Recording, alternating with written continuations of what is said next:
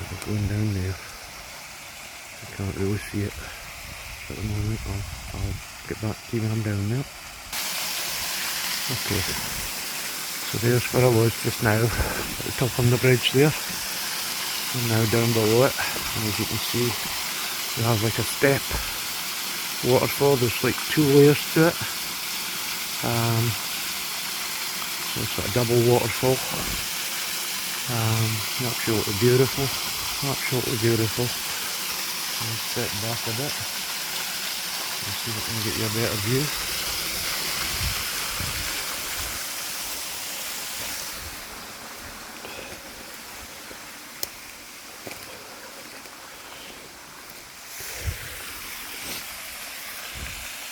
There we go.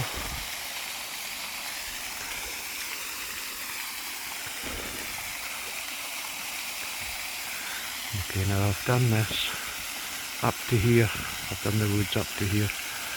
I still haven't gone further that way. I intend on maybe today following the stream upriver, or the burn upriver.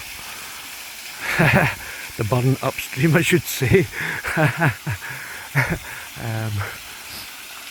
And seeing what I can find up there. I know there's a pond further up there, and who knows, there might be more waterfalls. But right now we've got this one and one downstream. Now this is the smaller of the other two, so I'm going to go and show you the larger one, which is much more impressive than this, although this is impressive to me. It's unusual as well, with it being built underneath a bridge like this.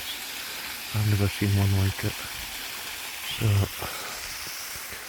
we're going to go not that way, we'll go another way. That would be a lot of trekking and a lot of hard work going that way. So